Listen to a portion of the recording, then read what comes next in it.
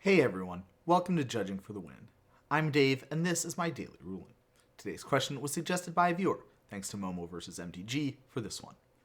Amy exiles Eternal Dominion with a Wizard Spellbook, and casts it. Next turn, she exiles a Lightning Bolt and rolls a Nat 20. What happens? Okay, so even though Amy only cast a copy of Eternal Dominion, the copy still has all the abilities of the original, including the part where you can't cast spells for the rest of the game. When she activates Wizard Spellbook the following turn, its effect instructs her to copy Lightning Bolt and Eternal Dominion and cast both copies.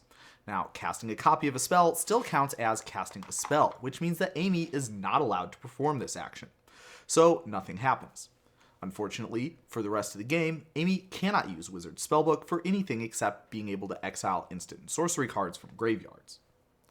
Now, hold on a minute. I can already hear some of you starting to type in the comments. If Amy can't cast a copy of a spell, how do you explain her getting a copy of Eternal Dominion every upkeep for the rest of the game? And that's a great question. In fact, if you weren't about to scream that at me through the screen, I encourage you to take a moment to think about it. The answer is very subtle, and it's not something that you see come up very often normally. As a hint, take a look at the CR definition for Epic. See anything interesting about the instructions? Notice how, unlike Wizard Spellbook, the instructions for Epic do not tell you to cast the copy. What's the reason for this discrepancy? Well, with Wizard Spellbook, you're copying a card in the exile zone.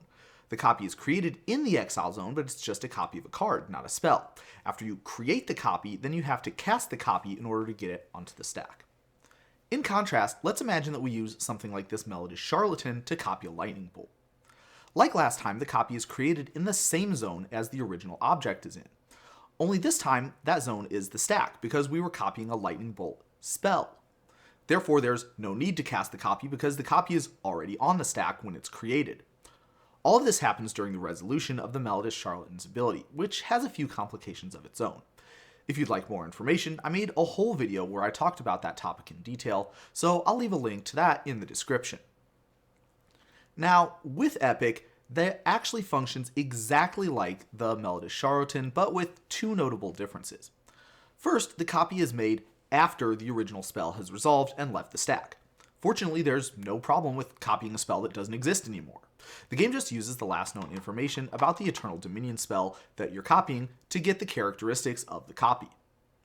The other interesting difference is that the copies of the Epic spell that you get every upkeep are not exact copies. Epic says that you copy the spell except for the Epic ability. This means that the game only generates one Epic copy each turn, rather than one copy the first turn and then two copies the next turn and then so on. It also means that there's a functional difference between activating a Melodious Charlatan targeting the original Eternal Dominion versus one of those Epic copies. If you copy one of the Epic copies, then it won't have the Epic ability, meaning that it will resolve and that'll be the end of the story.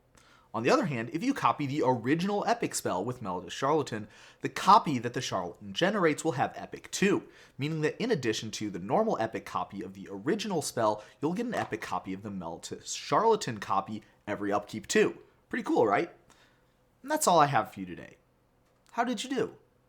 Join me again next time for another daily ruling. Until then, I hope you have a great day.